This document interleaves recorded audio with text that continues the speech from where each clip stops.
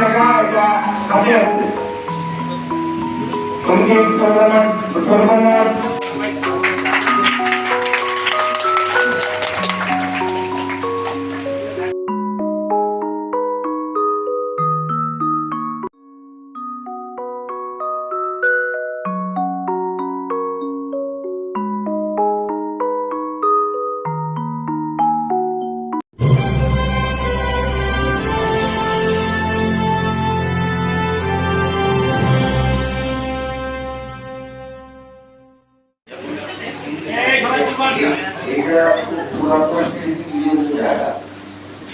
আমার অনেক ভয় কথা আল্লাহ আপনাকে জানাজানি করুন আমাদের আনন্দ উঠাই সবাই এই জায়গাতে দাঁড়িয়ে আমি ভিত্তি স্থাপন করেছিলাম এই সমাজটা আজকে এই সমাজে এই হাঁটি হাঁটি পাতা বলে এই অবস্থা এখানে মুক্তিযোদ্ধা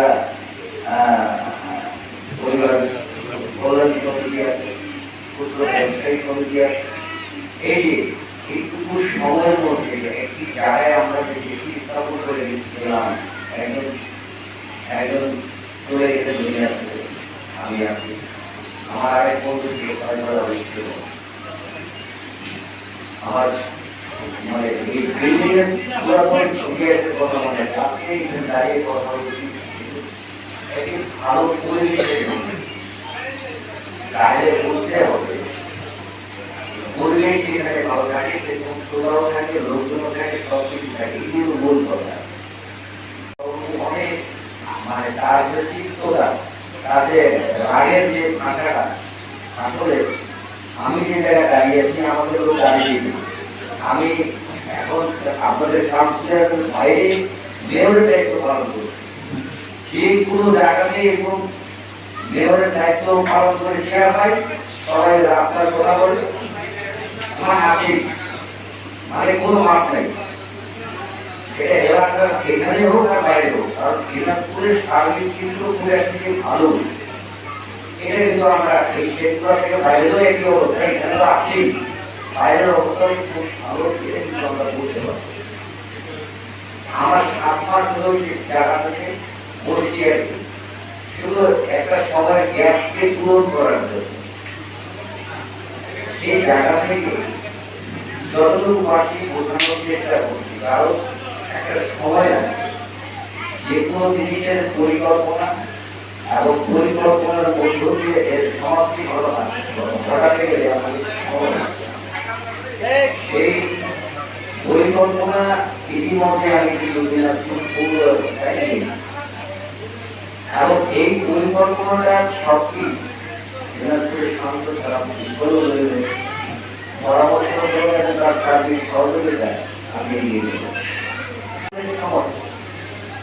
আমি আমার জায়গা থেকে বলেছিলাম লোকটি কাজের লোক করতেন রাস্তাঘাটগুলি আমরা করি এটা আপনাদের মনে আছে আমি তাই এই এলাকায় 4টা পরে নির্বাচিত করি এখানে পড়াশোনা করেছি বলেছি আপনারা যদি আমার প্রতি আস্থা রেখে ভোটও দিয়েছেন আমার প্রতি আস্থা রেখে 4টা পর নির্বাচিত হয়েছে আমার প্রতি আস্থা আছে বলে আপনারা আমাকে ভালোবাসেন এবং আমার যে প্রাণ আমার এই 9 নম্বর ওয়ার্ড আমার পরিচিতি আমার শহরের পরিচিতি একটি এখানে আমি কাউন্সিলর হিসেবে আজকে শহরে দিনাজপুর পৌরসভা মেয়রের চেয়ারে দায়িত্ব পালন করি এখন শুধু আমার ধরনের দিনাজপুর পৌরসভায় এই সময়টুকুর মধ্যে 7-8 মাসের মধ্যে সবকিছু একবারে হবে হওয়া সম্ভব আমি আপনাকে হাজির হাজির করে বলতে পারি আপনারা আমাকে ছেড়ে জানেন আমি আমার জায়গা থেকে আমার চেষ্টা একটি চেষ্টা চালাচ্ছি আমি আমার এলাকায় অনেক ইনশাআল্লাহ পাবো কারণ আপনাদের দোয়া আমার এই ধরনের দোয়া সবসময় আমার সাথে ছিল বলে আজকে আমি দাঁড়িয়ে আমি পারবো দিনাজপুর পৌরসভার একটা আমার বিশ্বাস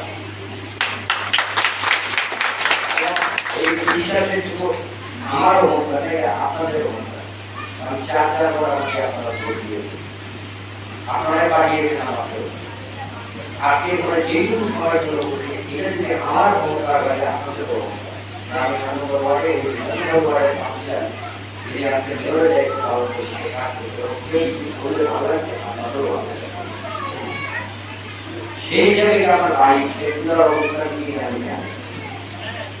শেখপুরের এই দুটো রাস্তার পর আমি মারতে মারতে রাজেশ গত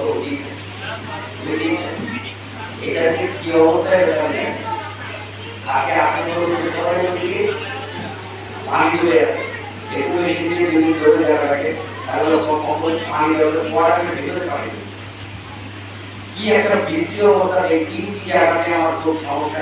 8 নম্বরে শেখপুর এলাকা আর ভাড়া পানি, এই তিনটে জায়গার পানিটা দিয়ে আমি আউট করতে পারি। আমার কোনো ফসলের পানি বা পানির জায়গার পানি মূল জায়গা। সেই লোককে আমি স্ত্রী দিয়েছি।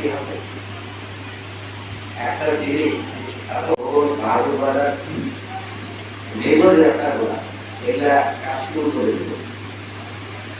এটা করতে পারছে যে আপনাদের দেওয়া আমার চেষ্টা দিবে। এটা জুলাই মাসে, যে কোনো একদিন জুলাই মাসে চলতেছে। লোক কখন মুর্শিদাবাদের রাস্তাটা, তারপরে আপনার বাহাদুর বাজারের রাস্তা খুব খারাপ অবস্থা, দুটো রাস্তার কাজ চলতেছে, আরো ভিতরে কাজগুলো শুরু হবে। পর্যায়ক্রমে আমি এই কাজগুলি করবো। একটু সময় লাগতেছে অকাশন জিনিসগুলো কোথায় নিয়ে আসছে, সময়ের অপেক্ষায় বরাদ্দ নিয়ে কাজ করা। এই বরাদ্দর ব্যাপারে আমাদের যথেষ্ট বলে আমরা সম্ভব উনি আমাকে ওনাকে আমি বলছি দিতে হবে। আমাদের শেখপুর রাস্তা শুধু ভিতরে রাস্তা আরো খারাপ। আমার এই বর্ষার পানিটা এখানে আমার রাস্তার চেয়ে আমার ড্রেন দরকার, রাস্তার চেয়ে আমি বলতে আমার ড্রেন দরকার। যদি আমার বর্ষণের পানিটা চলে যায় এই নিয়ে আমরা আগে চলে যাবো। দর্শনের পানিটা যখন লেগে থাকে কি অবস্থা, এই পানিটাতে কি জলাবদ্ধতা আমি জানি। এই যে আপনার এই পানিটা দিয়ে যাবে, এই পানিটা বের হয়ে যাবে, এই পানিটা যদি বের হয়ে যায় আমরা রাস্তার চিন্তা আমি করি না। আমাদের শেখপুর সব জায়গায় রাস্তাঘাটে আমি সেই জায়গা থেকে চেষ্টা করি আপনাদের সম্মান কোনো সময় যেন আমি নষ্ট না করি। কারণ আপনারা সম্মান দিয়েছেন বলে আমি আজকে কাউন্সিলরে 4 নির্বাচন করেছি এবং সেই সততা নিয়ে এই এলাকাতে নির্বাচন করছি বলে আমি প্রতিবারই আমাকে আপনারা কোনো দ্বিধাদ্বন্দ্ব ছাড়াই ভোট দিয়েছে। সেই জায়গা থেকে আজকে চেয়ারের সময় পালন করছি। আমি ওই জায়গাটা যেন আপনি দায়িত্বটা যেন আমি করতে পারি, আমার ইবাদতটা যেন সঠিকভাবে এমন করতে পারি, এটাই আমি ওই লক্ষ্য নিয়ে কিন্তু আমি সেই জায়গা থেকে যেন কোনোভাবে যেন আমার এলাকা ভালোবাসাটা যেন বিচ্ছিন্ন না হয়, সেই জায়গায় আমি সবসময় করবো। সেই জায়গা থেকে আমি আপনাদের বলি আমি আমার আপ্রাণ চেষ্টা করছি, যখন যেভাবে পারি সেভাবে আমি আমার এলাকার উন্নয়নের জন্য আমি যতটুকু পারি। এখন সভাপতি হিসাবে কিন্তু আপনি স্বাস্থ্যটা কাজ যে করে মন দিয়ে তার যদি কোনো রকমের একটু তার বিরুদ্ধে সমালোচনা বা কষ্ট হয় বলছেন আমি আমার জায়গা থেকে কি করছি আল্লাহ উনি ছাড়া কেউ রব ছাড়া কেউ বলতে পারবেন। আমি যদি আমার সঠিকভাবে কাজ করি উনি আমাকে ভোট করা বলছি।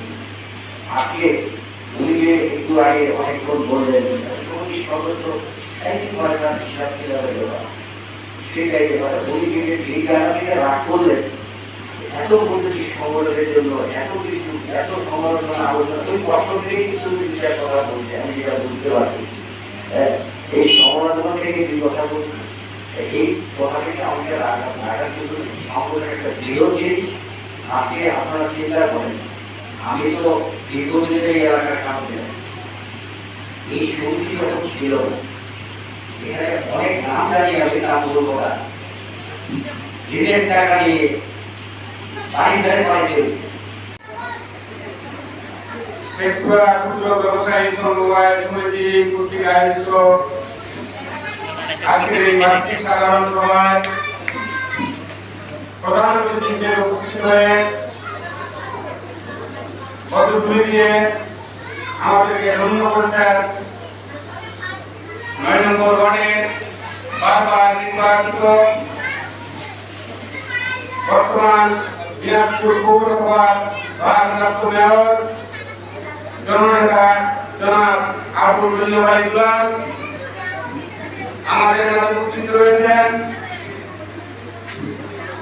শেখপুরা মুক্তিযোদ্ধা পরিবার কল্যাণ সমিতির সাধারণ সম্পাদক এবং শেখপুরা ক্ষুদ্র ব্যবসায়ী সমবায় সমিতি লিমিটেডের অন্যতম সদস্য জনাব মোহাম্মদ বেলাল হোসেন, আমাদের মাঝে উপস্থিত রয়েছেন আমাদের এলাকার সম্মানিত মুরব্বী জনাব মনিরুজ্জামান মানিক, আমাদের মাঝে উপস্থিত রয়েছেন আমার শ্রোতাগণের কাদা অতিক্রম করে আপনারা আজকের এই সভায় উপস্থিত হয়েছেন।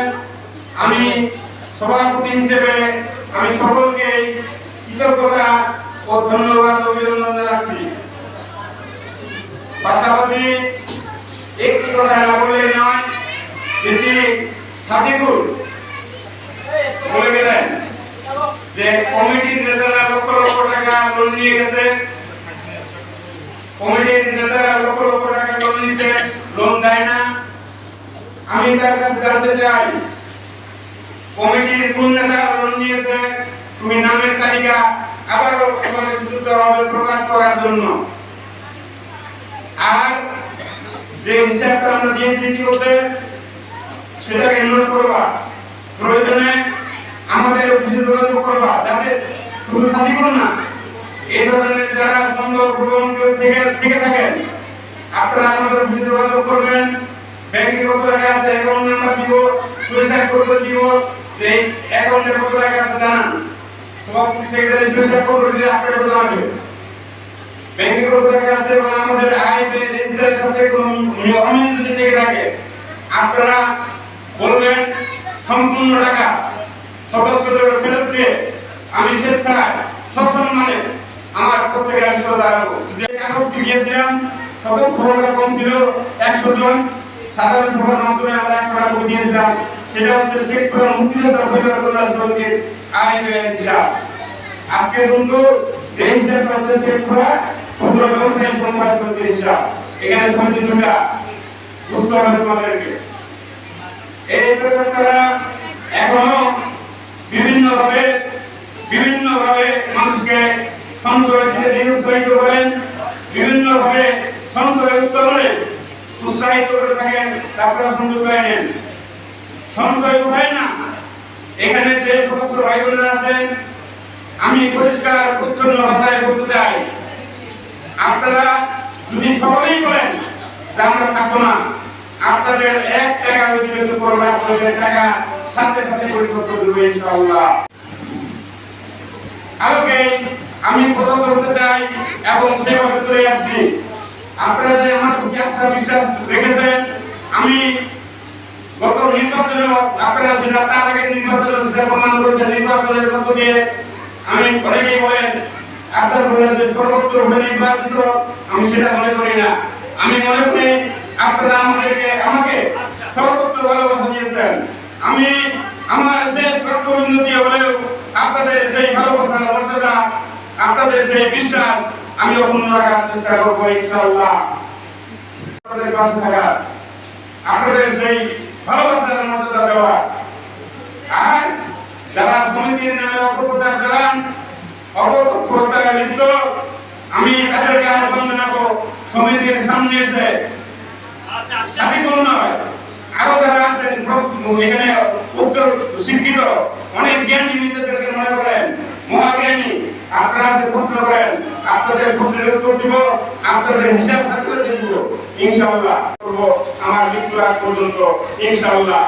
আমার মরার প্রয়োজন কেউ বলতে না পারে এই লোকটা ঠিকানি করে 2 টাকা দিয়ে গেছেন, আমার 2000 টাকা দিয়ে গেছেন, চাকরি দেওয়ার নাম করে আমার 5 লক্ষ টাকা দিয়েছেন, 1 লক্ষ টাকা দিয়েছেন। আমার মৃত্যুর পরে আমার আত্মীয়-স্বজন, আমার ভাই বোন, আমার স্ত্রী, আমার সন্তান যেন এই কথা না শুনে যে আমার বাবা একজন অসৎ ব্যক্তি ছিল।